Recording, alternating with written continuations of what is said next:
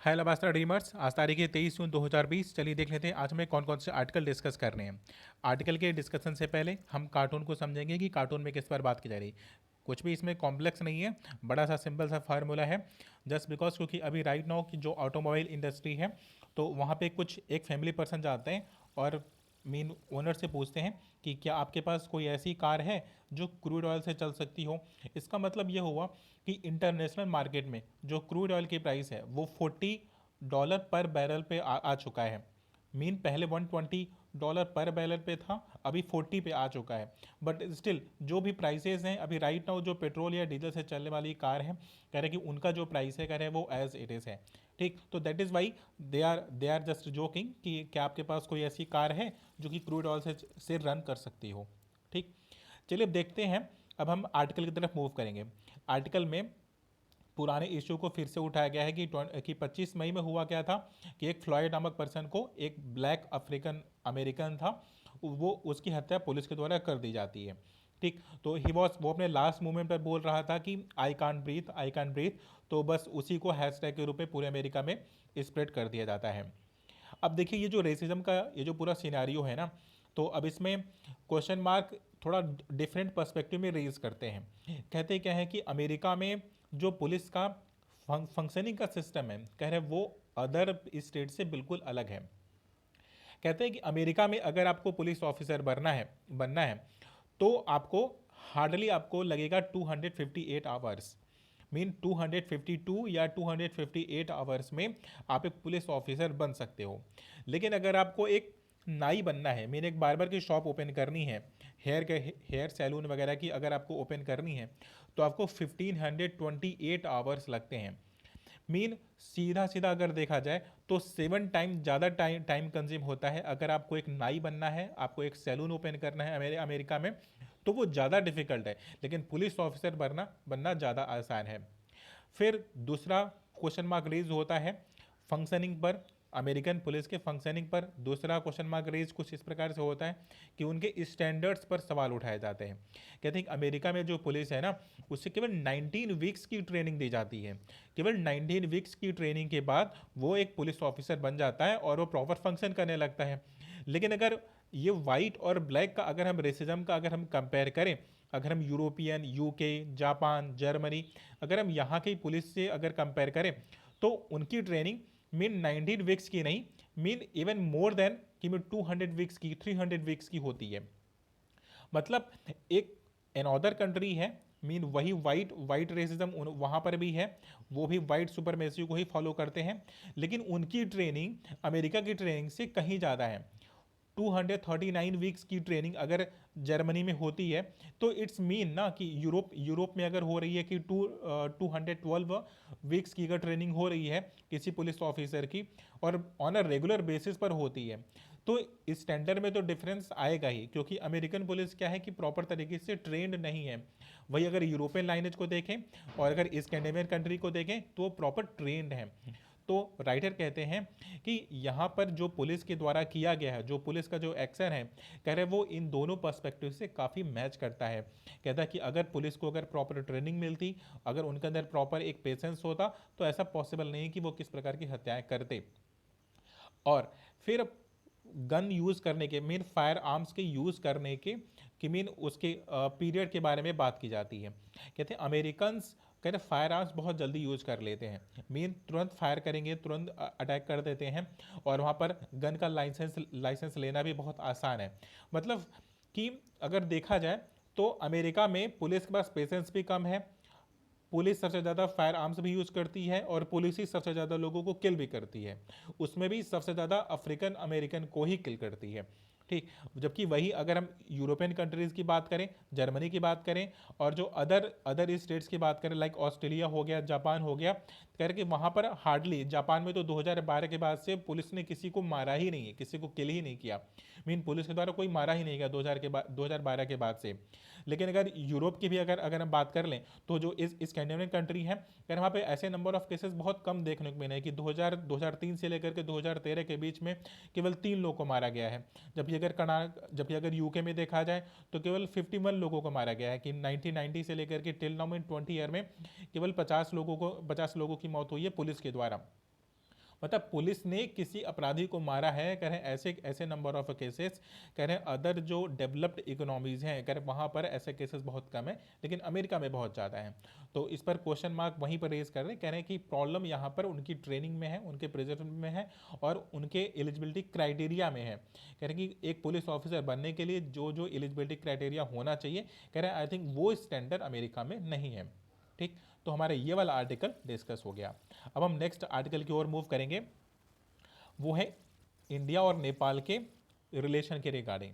इससे पहले भी कई बार डिस्कस किया जा चुका है कि जब ट्रीटी ऑफ सगोली होता है 1815 1816 में, ठीक, 2 ईयर ले लेते हैं, यूजुअली 1816 को माना जाता है। तो अब 1815 1816 में तय होता है कि जो काली रिवर का जो वेस्टर्न, जो नेपाल का वेस्टर्न वाला पार्ट होगा, कह रहे वो काली रिवर की बाउंड्री होगी। लेकिन फिर उसके बाद नेपाल का नेगोशिएशन ब्रिटिश के साथ चलता रहता है। फिर 1817 में काली रिवर का कुछ वेस्टर्न वाला हिस्सा, मीन कुछ गांव या कुछ रीजन उनके अधिकार में दे दिया जाता है। फिर होता क्या है, ब्रिटिशर्स 1879 में बेसिकली ट्रेडिंग के रिगार्डिंग, क्योंकि 26,000 यूरो का ट्रेड होता था तिब्बत के द्वारा, तो तिब्बत से ट्रेड करने के लिए ब्रिटिशर्स ने एक नया मैप इशू किया था इन द ईयर ऑफ 1879। अब उसमें ये जो आज का जो लिपू लेक और जो ट्राई जंक्शन वाला रीजन है, कह रहे इस वाले रीजन को ब्रिटिश मीन टेरिटरी का पार्ट बना लिया गया था। उसके बाद 1905 में 1906 में कह रहे तमाम तरह की ट्रीटी होती है, लेकिन ये वाला लाइनेज रहता है, कह रहे इसको एक्सेप्ट किया गया था। फिर 1954 में इंडिया और चाइना के बीच में इस वाली लाइनें को लेकर के, क्योंकि मानसरोवर की यात्रा करनी होती थी, तो मानसरोवर की यात्रा करने के लिए एक हमें प्रॉपर पास चाहिए था। तो हमने क्या किया कि हमने चाइना के साथ नेगोशिएशन किया, चाइना के साथ बात किया, और हमने प्रॉपर डील तय कर ली। उस समय भी नेपाल ने ऑब्जेक्शन रेज नहीं किया था। ठीक, हमें जितना रास्ता पहले ब्रिटिशर्स के द्वारा मिला था, हमने उसी को और भी ज़्यादा मतलब और ठीक तरीके से मॉडिफाई कर दिया। और हमारे जो पिलग्रिमेज थे वो जाते थे से दर्शनार्थी जाते थे, दर्शन करते थे और चले आते थे। लेकिन अब जब से यहाँ पर थोड़ा सा कम्युनिस्ट आइडियोलॉजी वहाँ पर नेपाल में आई है, तब से यहाँ पे ऑब्जेक्शन रेज होने लगे हैं। क्योंकि 1964 इवन 1959 मीन इन सारी ट्रीटीज में नेपाल ने कभी से ऑब्जेक्शन रेज नहीं किया था, और नेपाल और इंडिया के बीच में जो बाउंड्रीज हैं, कह रहे हैं वो ओपन है। ठीक, अब उसके डिस्प्यूट के रिजॉल्व करने की बात कर रहे हैं, कह रहे हैं कि on the table he possible है इस इश्यूज को रिजॉल्व करना। कह रहे हैं नेपाल को हम बहुत ज़्यादा फोर्स भी नहीं कर सकते हैं, क्योंकि नेपाल की खुद की सोवरेनिटी है, लेकिन इटसेल्फ नेपाल एक जो इंडिया पर सबसे ज़्यादा डिपेंडेंस है, क्योंकि इंडिया का एक छोटा सा भी एक्शन नेपाल के ऊपर एक बहुत बड़ा इम्पैक्ट डाल सकता है। क्योंकि नेपालीज यहाँ पर आते हैं, वो इंडिया में काम करते हैं और रेमिटेंसेस नेपाल में भेजते हैं। तो मेरी एक बड़ी पॉपुलेशन है जो इंडिया में काम करती है और अपनी फैमिली को रन कराती है नेपाल में। इवन जो गैस हो गया, मीन जो ऑयल गैस को एलपीजी हो गया, तो ये हम ही उन्हें प्रोवाइड करवाते हैं। मीन पेट्रोलिंग हो गया, मीन तमाम तरह के फूड ग्रेन्स हो गए, बहुत सी चीज़ें हैं जिस पर नेपाल पूरी तरह से डिपेंड करता है इंडिया पर। इवन जो हमारा ईस्टर्न वाला पोर्ट है, कह रहे हैं उसे भी हमने अनुमति दे रखी है नेपाल को यूज करने के लिए। नेपाल को अगर इंटरनेशनल मार्केट से कुछ भी अगर इंपोर्ट या एक्सपोर्ट करना होता है, तो वो हमारे पोर्ट का इस्तेमाल करता है, जस्ट बिकॉज क्योंकि वो लैंड लॉक है। अगर वो चाइना के साथ अगर चाहे, चाइना के साथ मीन ट्रीटीज तो साइन उसने कर लिया है, लेकिन उसके लिए बहुत एक्सपेंसिव पड़ेगा, क्योंकि वहाँ की टेरिटरी, वहाँ का जो पूरा इंफ्रास्ट्रक्चर है, कह रहे हैं वो उतना बेहतर नहीं जितना बेहतर इंडिया के साइड का है। ठीक है, बट स्टिल नेपाल में जस्ट बिकॉज कि वहाँ पर चाइनीज आइडियोलॉजी का इन्फ्लुएंस बहुत ज़्यादा है, इसकी वजह से वो इतना ज़्यादा एग्रेशन मोड ले रहे हैं। बट इंडिया को ऑन द टेबल बात करनी चाहिए और इशूज़ को रिजॉल्व करवा लेना चाहिए। तो ये वाला भी आर्टिकल हमारा डिस्कस हो गया। हमारे पास नेक्स्ट वन आर्टिकल है डिस्कस करने के लिए, वो विजिलेंस द पैरामाउंट की बात करते हैं। अब ये विजिलेंस पैरामाउंट का मीन है क्या, कि जो स्टेट्स होती है ना, यूजुअली होता क्या है कि जितने भी पर्टिकुलर स्टेट्स हैं, कह रहे उन्होंने कोविड-19 से डील करने के लिए वेरियस पैरामीटर को फॉलो किया है, वेरियस पैरामीटर को फॉलो किया हुआ है। कुछ ने लॉकडाउन को पहले इशू कर दिया, कुछ ने बाद में इशू किया था, बट ओवरऑल कि लोगों ने डिफरेंट तरीके से उसे प्रॉपर तरीके से डील किया हुआ है। लेकिन जो ऑटोनॉमी है एक स्टेट की, एक स्टेट को जिस प्रकार से फंक्शन करना चाहिए, कह रहे हैं उस प्रकार की ऑटोनॉमी सेंटर के द्वारा स्टेट्स को दी नहीं गई है। हालांकि उन्हें बोला गया है कि वो कोविड-19 से डील करने के लिए वो जब चाहे तब वो कंटेनमेंट जोन को इंक्रीज कर सकते हैं या डिक्रीज कर सकते हैं। लेकिन अगर हम नंबर ऑफ केसेस को अगर देखें तो जिस प्रकार से केवल 13 डेज में 2 लाख से 4 लाख के केसेस हो गए। कह रहे हैं कि हमारे पास 1 लाख केस थे, कह रहे हैं उससे 2 लाख होने में और 2 से 4 लाख केस होने में कह रहे हैं कि बहुत कम समय लगा है। और आने वाले दिनों में हम कि राइटर के अकॉर्डिंग आने वाले दिनों में कि विद इन वीक केसेस क्या होंगे कि डबल होंगे नंबर और ये इंडिकेट करता है कि कम्युनिटी ट्रांसमिशन स्टार्ट हो गया है, जो कि एक स्टेट का फेलियर का सिंबल है कि सेंटर ने तो कंट्रोल किया बट स्टेट प्रॉपर तरीके से कंट्रोल नहीं कर पाई और कम्युनिटी का ट्रांसमिशन स्टार्ट हो गया। लेकिन अगर केरला की अगर बात करें तो केरला हो गया, आंध्र प्रदेश हो गया, तमिलनाडु हो गया, कह रहे they are doing well but still community transmission को वो भी रोक नहीं पाए हुए हैं। और कम्युनिटी ट्रांसमिशन को रोकने के लिए कह रहे हैं और भी इनोवेटिव स्टेप्स और भी क्रिएटिविटी के साथ हमें आगे आना चाहिए। हमारा ये वाला भी आर्टिकल डिस्कस हो गया। अब हम चलेंगे नेक्स्ट आर्टिकल की ओर, द लोन वोल्फ थ्रेड। अब इसमें केस कुछ ऐसा है कि आप यूजुअली पुलिस ऑफिसर्स हो गए या फिर आपकी जो एजेंसीज हो गई, एंटी टेरर की एजेंसीज हो गई, वो बाउंड्री को तो रोक सकती हैं लेकिन आइडियोलॉजी को नहीं रोक सकती हैं। जैसे अगर किसी व्यक्ति के मन में अगर घर कर गया कि उसे टेरर फैलाना है तो टेरर फैलाने में उसे गन की आवश्यकता नहीं है, उसे बम की आवश्यकता नहीं है। वो सिंपली जो on a day to day activities जो चीज़ें यूज़ की जा सकती हैं, खैर उससे भी वह टेरर फैला सकता है। यूके में यही केसेस देखने को मिल रहा है कि यूके में चाकू के द्वारा मीन एक नाइफ के द्वारा लोगों पर अटैक कर देना, उन्हें मार देना, कह रहे इस तरह के नंबर ऑफ केसेस बहुत बढ़ गए हैं। कह रहे जहाँ पर एक कोऑर्डिनेशन के द्वारा अटैक नहीं किया जा सकता, क्राइम को अंजाम नहीं दिया जा सकता, कह रहे वहाँ पर लोगों को इन्फ्लुएंस किया जाता है, लोगों का ब्रेन वॉश किया जाता है, तो आपका पड़ोसी ही आपको मार देगा जस्ट बिकॉज क्योंकि वो दूसरी आइडियोलॉजी से इन्फ्लुएंस हो चुका है। उसके दिमाग में ये बात घर कर चुकी है कि जो उसकी आइडियोलॉजी है, जो उसकी फिलॉसफी है, वो ज़्यादा बेटर है कंपेयर देन द अदर्स। जैसे आईसिस हो गया, तो आईसिस एक आइडियोलॉजी है। आइडियोलॉजी, अब आईसिस को आप एक बार ख़त्म तो कर सकते हो, वो डायरेक्ट आपसे लड़ेंगे नहीं क्योंकि डायरेक्ट आर्मी से कॉम्बैट कर पाना बहुत मुश्किल होगा उनके लिए, क्योंकि उनके पास वो फिर प्रॉपर वो मैकेनिज्म चाहिए होगा, वो हथियार चाहिए होंगे और वो टेक्नोलॉजी, वो ट्रेनिंग, कह रहे वो बड़ा कॉम्प्लेक्स है। लेकिन अगर हम लोगों को ही इन्फ्लुएंस कर दें कि जो इस्लामिस्ट आइडियोलॉजी है, कह रहे हैं उसमें अगर आप दूसरों को मारते हो, अगर आप मर भी जाते हो तो आप स्वर्ग को प्राप्त करोगे या फिर हेवन को प्राप्त करोगे या फिर गॉड आपको बड़ा ग्रेस देगा। ठीक है, अगर दीज टाइप ऑफ थिंग अगर किसी के दिमाग में भर दिया जाए कि आपकी जो करंट लाइफ है, कह रहे ये कुछ नहीं है, आप मरने के बाद आप ज़्यादा बेहतर हो जाओगे, तो पर्सन करेगा क्या, उसके अंदर से एक फियर ऑफ डेथ वो खत्म हो जाएगा। क्योंकि फियर ऑफ डेथ में ही तो एक पर्सन होता है कि खुद को प्रिवेंट करने की कोशिश करता है और काफ़ी क्राइम्स वो नहीं करता है। लेकिन अगर किसी आइडियोलॉजी के द्वारा अगर उसके दिमाग में अगर ये बात भर दी जाए कि फियर ऑफ डेथ अगर उसके दिमाग से हटा दिया जाए, तो वो करेगा क्या कि वो टेरर को वेरियस तरीके से अंजाम देगा। तो इसमें यूके में वही हो रहा है कि चाकू से लोगों को किल कर देने के नंबर ऑफ केसेस के बहुत ज़्यादा बढ़ गए हैं और एक कोऑर्डिनेशन के द्वारा हो रहा है कि नहीं हो रहा, कह रहे यूके अभी इसमें कुछ भी इसका निष्कर्ष निकाल नहीं पा रहा है। ठीक है, लेकिन अब राइटर यहाँ पे संदेह व्यक्त करते हैं, कहते हैं कि जिस प्रकार से यूके में हो रहा है, कह रहे हैं हो सकता है कि इन अदर वर्ल्ड में, कि अदर कंट्रीज में भी कह रहे हैं इस प्रकार की आइडियोलॉजी या इस प्रकार की चीज़ें हमें देखने को मिल जाए कि आप अकेले बैठे हो, आप पढ़ रहे हो, तब से आपके बगल वाला पर्सन आता है और आपके ऊपर चाकू से अटैक कर देता है। ठीक है, तो कह रहे हैं इस प्रकार की चीज़ों को रोकने के लिए हमें एजुकेशन और अवेयरनेस की बहुत ज़्यादा रेलिवेंसी है कि हमें लोगों को एक कम्युनिकेशन का वे देना होगा कि वो अपनी बातों को, अपनी चीज़ों को कम्युनिकेट कर सकें, बोल सकें या बता सकें। हम ये वाले चारों आर्टिकल हमारे डिस्कस हो गए। अब हम नेक्स्ट आर्टिकल की ओर मूव करेंगे। अब हम यहाँ पर relevancy of the regional organisation की बात करेंगे। अब ये रीजनल ऑर्गेनाइजेशन होती क्या है, जैसे एक एनजीओज हो गई, सेल्फ हेल्प ग्रुप हो गए, जेएलजी जॉइंट लाइबिलिटी ग्रुप्स हो गए, तो ये क्या है कि ये बहुत रीजनल, विलेज लेवल पर, बहुत डाउन टू अर्थ, बहुत ग्राउंड लेवल पर ये फंक्शन करती हैं। अगर एक एनजीओ हो गया तो एनजीओ में बहुत ही अनप्रोफेशनल लोग, जो कम एजुकेटेड पर्सन होते हैं, लेकिन उनका लोकल लेवल पर इन्फ्लुएंस बहुत ज़्यादा होता है। कह रहे हैं आप एक एजुकेटेड पर्सन जो काम नहीं कर सकता है, कह रहे हैं वो लोकल लेवल पर एक एनजीओ का, एक ग्राउंड लेवल का एक स्टाफ कर सकता है, क्योंकि उनका ग्राउंड लेवल पर इन्फ्लुएंस बहुत ज़्यादा होता है। समटाइम ऐसा भी देखने को मिलता है कि आपके गवर्नमेंट ऑफिशियल को किसी गांव में या किसी ट्रैवल प्लेस में कह रहे आपको एंट्री नहीं मिलेगी, लेकिन जो एनजीओस होते हैं कह रहे उनको एंट्री मिल जाती है।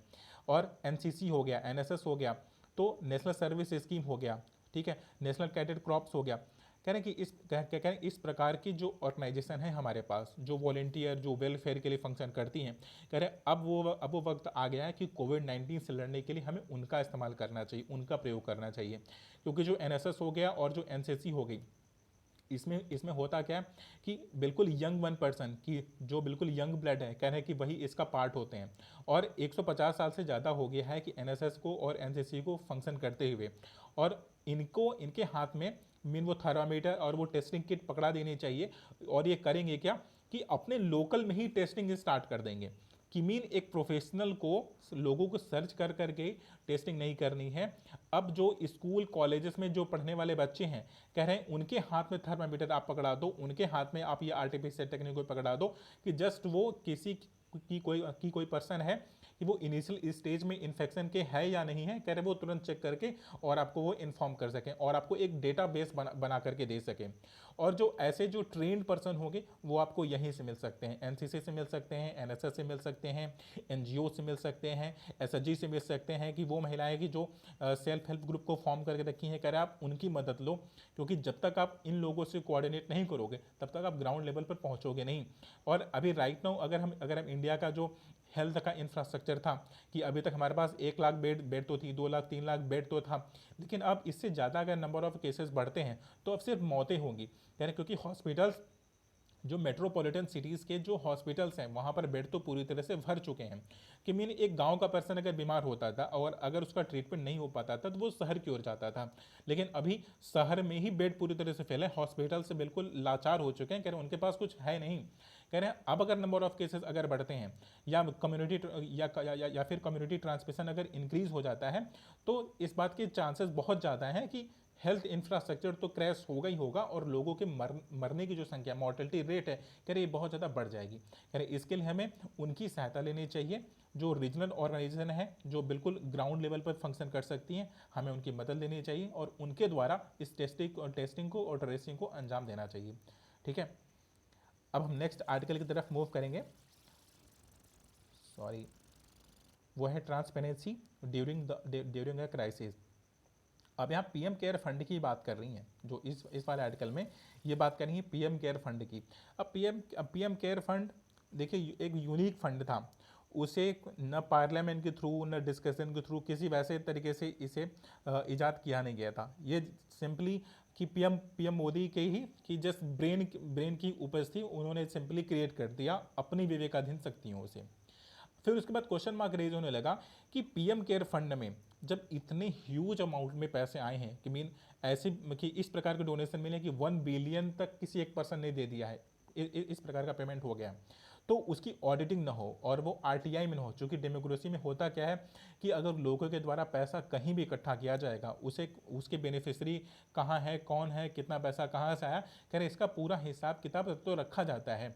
लेकिन ये पीएम केयर फंड में ऐसा कोई हिसाब किताब नहीं है, और इस पैंडमिक के ड्यूरेशन में कह रहे हैं इस क्राइसिस में कह रहे ये ट्रांसपेरेंसी पीएम मोदी के द्वारा दी नहीं गई है कि इसके बेनिफिशरी कौन है, क्योंकि काफ़ी ऐसे लोग हैं जिनकी नौकरी छिन गई है। तो अब पीएम केयर फंड क्या इतना कैपेबल इनफ है कि उन लोगों की मदद कर सके, और अगर वो मदद कर रही है तो किन्हें मदद कर रही है। तो इसे पूरी तरह से ट्रांसपेरेंसी के साथ जो वेबसाइट है पीएम केयर फंड का, कह रहे हैं वहाँ पर भी कितना अमाउंट आया है, कह रहे हैं स्टिल अभी तक उन्होंने डिस्क्लोज नहीं किया है, और राइटर के अकॉर्डिंग उन्हें इसे डिस्क्लोज करना चाहिए। तो द हिंदू के जितने भी रेलिवेंट आर्टिकल थे सारे आर्टिकल डिस्कस हो गए हैं अभी तक के। Thank you so much for watching the video.